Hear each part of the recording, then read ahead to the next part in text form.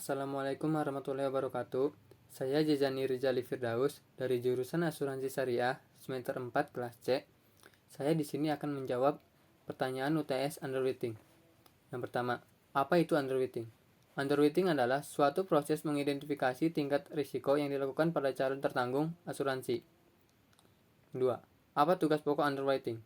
Tugas pokok underwriting adalah melakukan proses penyelesaian atau pengelompokan untuk memperkecil risiko yang akan ditanggung yang berguna untuk memaksimalkan laba melalui penerimaan distribusi risiko yang diperkirakan akan mendatangkan laba. 3. Dilaksanakan prosedur underwriting.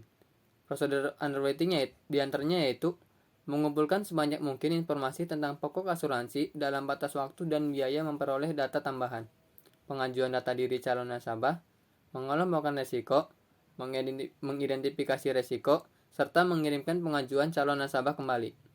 Yang keempat, apa yang dimaksud dengan equitable to the client? Equitable to the client, jadi equitable to the client itu tertanggung yang membayar premi sesuai dengan jumlah risiko yang ditanggung perusahaan asuransi. Jadi, perusahaan asuransi harus menentukan tingkat risiko dan harus membebankan premi yang adil untuk setiap risiko tersebut. 4. Apa itu moral hazard? Moral hazard adalah hazard yang berhubungan dengan sikap dan tingkah laku seseorang yang terkait dengan suatu risiko. Keenam, bagaimana cara menciptakan premi yang proporsional? Dengan menyelenggarakan iuran premi dari setiap anggotanya, dan apabila salah satu anggotanya ada yang meninggal dunia, maka keluarga yang ditinggalkan akan menerima uang pertanggungan atas premi yang telah dibayarkannya, atau dengan melakukan pengambil alihan risiko klaim secara proporsional berdasarkan klaim yang diajukan. Yang ketujuh, bagaimana prosedur yang dilakukan oleh file underwriting? Yaitu dengan melakukan kegiatan lapangan dan mengidentifikasi risiko yang dilakukan oleh para agen, serta mengidentifikasi risiko untuk mengumpulkan semua informasi yang berkaitan dengan kegiatan usaha. Kemudian, menganalisanya untuk menemukan setiap penjelasan risiko yang mungkin dapat muncul menjadi bentuk kerugian. Nomor 8. Apa yang dimaksud dengan reasuransi? Reasuransi adalah suatu perusahaan yang menyediakan perlindungan kepada perusahaan asuransi dalam bentuk pengalihan risiko, ketidakmampuan finansial, sehingga beban yang ditanggung perusahaan asuransi dapat diminimalkan. Apa fungsi dari reasuransi?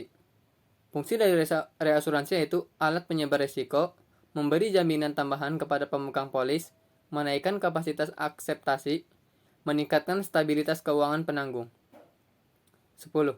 Apa yang dimaksud dengan yearly renewable term? Yearly renewable term adalah produk asuransi tambahan yang memberikan manfaat perlindungan jiwa apabila tertanggung meninggal dunia yang bersifat tahunan dan dapat diperbarui tanpa seleksi risiko ulang hingga tertanggung berusia 64 tahun. 11.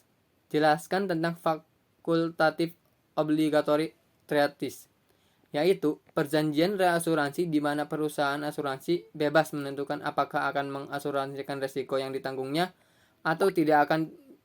Jika direasuransikan, maka perusahaan reasuransi wajib menerima bagian risiko yang diasuransikan kepadanya selama hal tersebut memenuhi syarat dan ketentuan yang disepakati.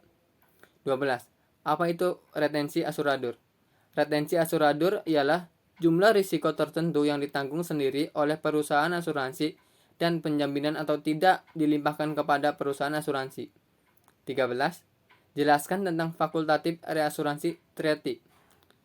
Fakultatif reasuransi treaty merupakan perjanjian asuransi yang berisikan kerjasama antara ceding company dengan reasuradur, di mana ceding company menyerahkan atau melimpahkan seluruh atau sebagian atas suatu risiko kepada reasuradur.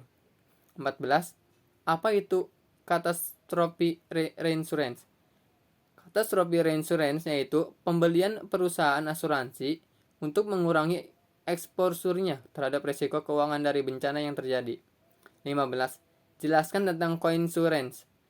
Coinsurance yaitu jumlah yang harus dibayar tertanggung terhadap klaim asuransi kesehatan setelah deductible terpenuhi.